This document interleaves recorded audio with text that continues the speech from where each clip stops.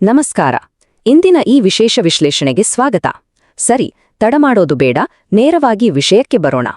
ಕೃಷಿ ಪ್ರಪಂಚದಲ್ಲಿ ದಶಕಗಳಿಂದಲೂ ಒಂದು ದೊಡ್ಡ ಚರ್ಚೆ ನಡೀತಾನೇ ಇದೆ. ಹೌದು, ಅದೇ ನೈಸರ್ಗಿಕ ಕೃಷಿ ಮತ್ತು ರಾಸಾಯನಿಕ ಕೃಷಿಯ ನಡುವಿನ ಮಹಾಸಮರ.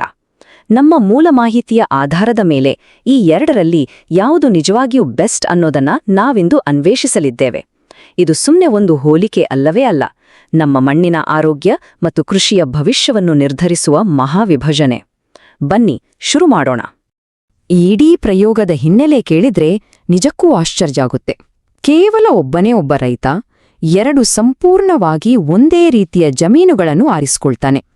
ಹವಾಮಾನ, ನೀರು ಎಲ್ಲವೂ ಸೇಮ್ ಟು ಸೇಮ್. ಇಂತಹ ಭೂಮಿಯಲ್ಲಿ ಒಂದು ಅದ್ಭುತವಾದ ಪರೀಕ್ಷೆ ಶುರುವಾಗುತ್ತೆ. ಒಂದೇ ರೀತಿಯ ವಾತಾವರಣದಲ್ಲಿ ಎರಡು ಬೇರೆ ಬೇರೆ ಮಾರ್ಗಗಳನ್ನು ಅಳವಡಿಸಿದರೆ ಏನಾಗಬಹುದು?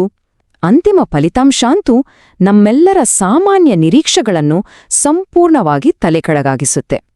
ಆ ಬೆರಗುಗೊಳಿಸುವ ರಿಸಲ್ಟ್ ಕಡೆಗೆ ನಮ್ಮ ಪಯಣ ಈಗ ಶುರುವಾಗ್ತಿದೆ.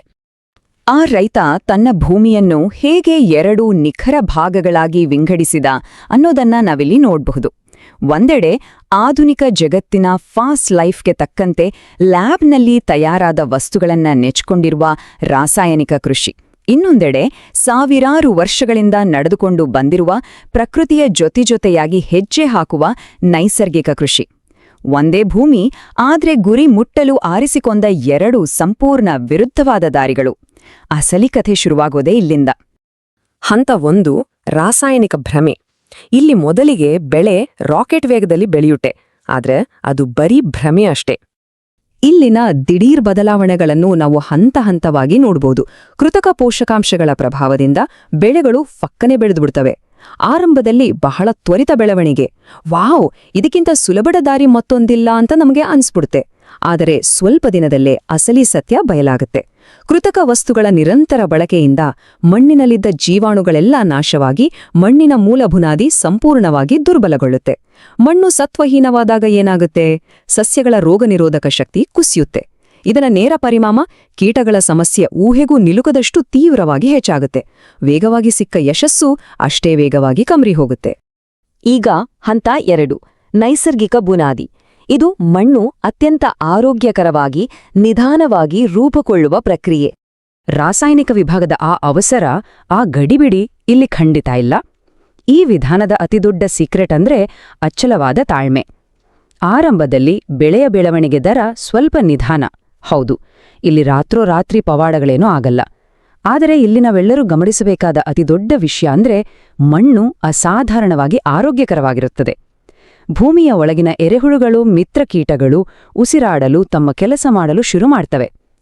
ಇದರ ಮ್ಯಾಜಿಕ್ ನೋಡಿ, ಕೀಟಗಳ ಸಮಸ್ಯೆ ಗಣನೀಯವಾಗಿ ಕಡಿಮೆಯಾಗುತ್ತೆ. ಮಣ್ಣು ಮತ್ತು ಸಸ್ಯಗಳು ತಮ್ಮನ್ನು ತಾವು ರಕ್ಷಿಸಿಕೊಳ್ಳುವ ನೈಸರ್ಗಿಕ ಶಕ್ತಿಯನ್ನು, ಅಂದ್ರೆ ಒಂದು ಭದ್ರವಾದ ಬುನಾದಿಯನ್ನು ಬೆಳೆಸಿಕೊಳ್ತವೆ. ದಿನಗಳು, ವಾರಗಳು ಉರುಳಿದಂತೆ ಕಥೆಯಲ್ಲಿ ಒಂದು ದೊಡ್ಡ ಟ್ವಿಸ್ಟ್ ಎದುರಾಗುತ್ತೆ. ಕೇವಲ ಓಟದ ಆರಂಭದ ವೇಗವನ್ನು ನೋಡಿ ಯಾರು ವಿಜೇತರು ಅಂತ ನಿರ್ಧರಿಸಲು ಸಾಧ್ಯವಿಲ್ಲಲ್ವಾ? ಸಮಯ ಕಳೆದಂತೆ ಆ ಎರಡು ಜಮೀನುಗಳ ಇಡೀ ಚಿತ್ರಣವೇ ಸಂಪೂರ್ಣವಾಗಿ ಬದಲಾಗುತ್ತೆ. ಆರಂಭದಲ್ಲಿ ವೇಗವಾಗಿ ಓಡುತ್ತಿದ್ದ ಬೆಳೆಗಳು ಸುಸ್ತಾಗತೊಡಗುತ್ತವೆ ಮತ್ತು ನಿಧಾನವಾಗಿ ಹೆಜ್ಜೆ ಹಾಕುತ್ತಿದ್ದ ಬೆಳೆಗಳು ಗಟ್ಟಿಯಾಡಿ ನಿಲ್ತವೆ. ಈ ಸುದೀರ್ಘ ಕಾಯುವಿಕೆಯ ಅಂತ್ಯದಲ್ಲಿ ಸಿಗುವ ಉತ್ತರ ನಿಜಕ್ಕೂ ರೋಮಾಂಚಕಾರಿಯಾಗಿದೆ. ಮತ್ತು ಬಹುನಿರೀಕ್ಷಿತ ಅಂತಿಮ ಕೊಯ್ಲಿನ ಫಲಿತಾಂಶ ಈಗ ನಮ್ಮ ಮುಂದಿದೆ. ಆ ರೈತನ ತಾಳ್ಮೆಗೆ ಸಿಕ್ಕ ಅತಿದೊಡ್ಡ ಜಯ ಇದು ಅಂತಾನೆ ಹೇಳ್ಬೋದು.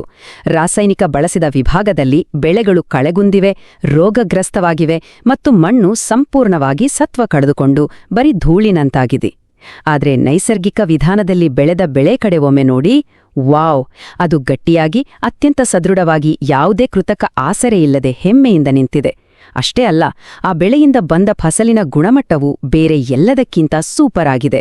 ನಿಧಾನವಾಗಿ ಶುರುವಾದ ಪ್ರಕ್ರಿಯೆ ಅಂತಿಮವಾಗಿ ಸುಸ್ಥಿರವಾದ ಮತ್ತು ಅತ್ಯುತ್ತಮವಾದ ಫಸಲನ್ನು ನೀಡಿದೆ. ಈಗ ಇದು ನಮ್ಮೆಲ್ಲರ ಮುಂದೊಂದು ದೊಡ್ಡ ತಾತ್ವಿಕ ಪ್ರಶ್ನೆಯನ್ನು ಇಡುತ್ತದೆ. ಕೇವಲ ಕೃಷಿಗೆ ಮಾತ್ರವಲ್ಲ, ಇಡೀ ಮಾನವಕುಲದ ಬದುಕಿಗೂ ಅನ್ವಯವಾಗುವ ಬಹುಮುಖ್ಯ ಪ್ರಶ್ನೆ ಇದು. ನಮಗೆ ಕೇವಲ ಇಂದಿನ ದಿನವನ್ನು ಮಾತ್ರ ನೋಡುವ, ತ್ವರಿತವಾಗಿ ಸಿಗುವ, ಆದರೆ ಅಂತಿಮವಾಗಿ ನಾಶ ಮಾಡುವ ಫಲಿತಾಂಶ ಬೇಕೇ? ಅಥವಾ ನಿಧಾನವಾಗಿ ಬಂದ್ರೂ ದೀರ್ಘಕಾಲದವರೆಗೆ ಉಳಿಯುವ, ಪೀಳಿಗೆಯಿಂದ ಪೀಳಿಗೆಗೆ ಹಸ್ತಾಂತರಿಸಬಹುದಾದ ಲಾಭ ಬೇಕೇ? ಈ ಆಯ್ಕೆ ಕೇವಲ ಒಬ್ಬ ರೈತನದ್ದಲ್ಲ, ಇದು ನಮ್ಮ ಒಟ್ಟಾರೆ ಭವಿಷ್ಯವನ್ನು ನಿರ್ಧರಿಸುವ ಆಯ್ಕೆ. ಈ ವಿಶ್ಲೇಷಣೆಯ ಕೊನೆಯಲ್ಲಿ ನಮ್ಮ ಮೂಲ ಮಾಹಿತಿಯು ಒಂದು ಆಳವಾದ ಸಂದೇಶದೊಂದಿಗೆ ಮುಕ್ತಾಯವಾಗುತ್ತದೆ. ನೈಸರ್ಗಿಕ ಕೃಷಿ, ಆರೋಗ್ಯಕರ ಭವಿಷ್ಯ. ಇದು ಕೇವಲ ಒಂದು ಆಕರ್ಷಕ ವಾಕ್ಯ ಖಂಡಿತ ಅಲ್ಲ, ಮುಂದಿನ ಪೀಳಿಗೆಗೆ ನಾವು ನೀಡಲೇಬೇಕಾದ ಅತ್ಯುತ್ತಮ ಕೊಡುಗೆ. ಪ್ರಕೃತಿಯನ್ನು ನಮ್ಮ ಕಂಟ್ರೋಲ್ನಲ್ಲಿಟ್ಕೊಳ್ಳುವ ಬದಲು ಅದರ ಜೊತೆ ನಾವು ಹೇಗೆ ಮೇಳೈಸಿ ನಡೀತೀವೋ ಅದೇ ರೀತಿ ನಮ್ಮ ಆರೋಗ್ಯ ಮತ್ತು ಭವಿಷ್ಯ ನಿರ್ಧಾರವಾಗುತ್ತೆ ಅನ್ನೋದನ್ನ ಈ ಪ್ರಯೋಗ ಸ್ಪಷ್ಟವಾಗಿ ತೋರಿಸ್ಕೊಟ್ಟಿದೆ. ಮಣ್ಣಿನೊಳಗಿನ ಈ ಸಂಘ ಬದಲಾವಣೆ ಪ್ರಪಂಚದ ಭವಿಷ್ಯವನ್ನೇ ಹೇಗೆ ಬದಲಾಯಿಸಬಹುದು ಅನ್ನೋದರ ಬಗ್ಗೆ ಮತ್ತಷ್ಟು ಯೋಚಿಸಲು ಈ ಮಾಹಿತಿ ಪ್ರೇರಣೆ ನೀಡಿದೆ ಅಂತ ಭಾವಿಸ್ತೇನೆ. ಈ ನಿಟ್ಟಿನಲ್ಲಿ ನಮ್ಮೆಲ್ಲರ ಕಲಿಯುವಿಕೆ ಹೀಗೆ ಮುಂದುವರಿಯಲಿ.